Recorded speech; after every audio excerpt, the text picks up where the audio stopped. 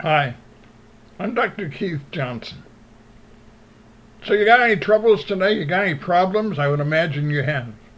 You and I, as long as we live on the face of this earth, have all kinds of problems. People we don't like, bills we wish we didn't have, places we wish we didn't go, habits that we shouldn't have, anger and bitterness and all kinds of things popping up that we wish we didn't have to contend with. We've got all those problems and more. So what do you do about those problems? You do the same thing that the disciples did when they were in the boat.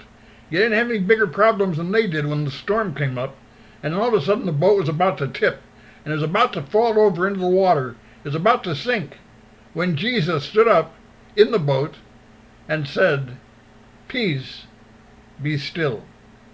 And then the storm stopped. There are storms in your life.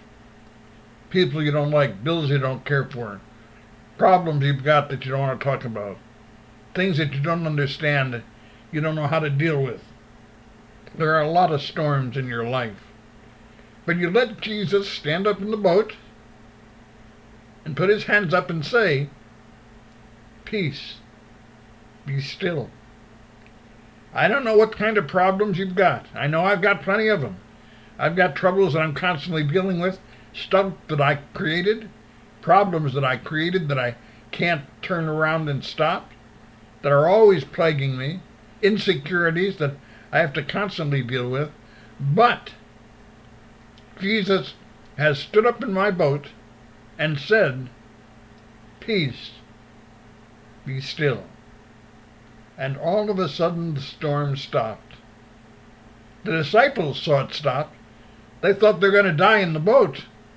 When Jesus stood up and said, "Peace, be still," and the storm stopped, and then their first question was, what kind of man is this that even the wind and the storms obey him? Well, it's a good question. I'd like to hear the answer to that one myself. But the point is, there are storms in your life. You need to worry about those storms. You need to worry about problems that you've got to face.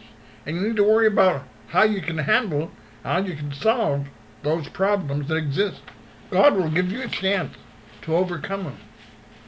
Give God the chance to settle the storms of your life, to take care of you, and help you experience the power that he has to stop the storm and to make you feel better about life in general, to have a reason for living. And then the amazing thing is, once you take time to stop that storm through Jesus, you now have the power through God's love to go to other people and show them how to stop the storm by coming to Jesus. This isn't a thing where suddenly we add up all the people we save. Instead, it's a purpose of showing people how they can find God's love and peace. That's what you want. You want God's love and peace. Take it. Accept it. Let God's love and peace come into your heart. Let it live in your life, and then go to other people and let them experience your love and peace as well. In the name of Jesus.